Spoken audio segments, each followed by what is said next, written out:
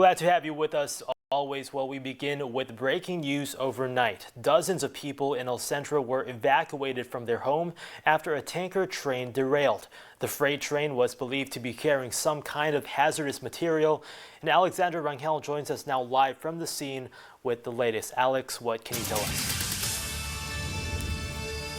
Well, Gabe, the good news is evacuations were lifted around 3 a.m. so people were able to go back home, get a good night's rest at their home. The bad news is it seems like it's going to take a while to get this train you see actually behind me out of the road. I just spoke to the El Centro Fire Department. They say it's going to be around till 5 p.m. till the roadway is clear. Meanwhile, crews are working to get the train back on its rails.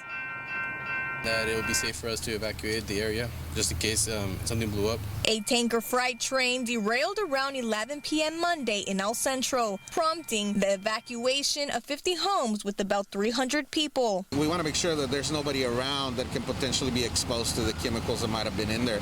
However, all of them appear to be empty at this point. We're just making sure we go card by card to assure that there's no leaks of any residual. Cesena says about 30 containers on the freight train tipped over. We were able to get a close look of the huge tanks extending from 8th Street and Woodward all the way down to 6th Street. Some of the tanks were suspected of carrying petroleum, raising concerns of a possible gas leak. At this point, we only have one tanker that we feel might have some contents in it.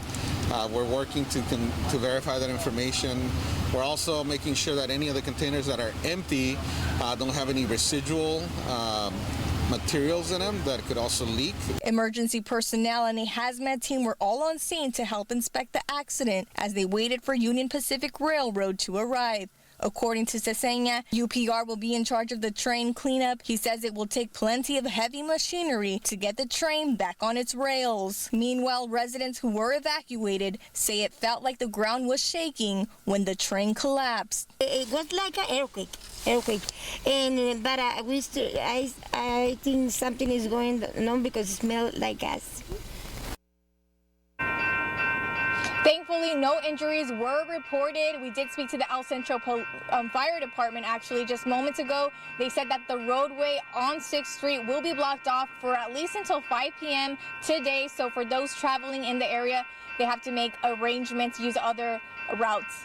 For now, reporting live in El Centro, Alexandra Rangel. For that update, and we will continue to check back in with you later in the show. Thank you. Well, a Democratic member of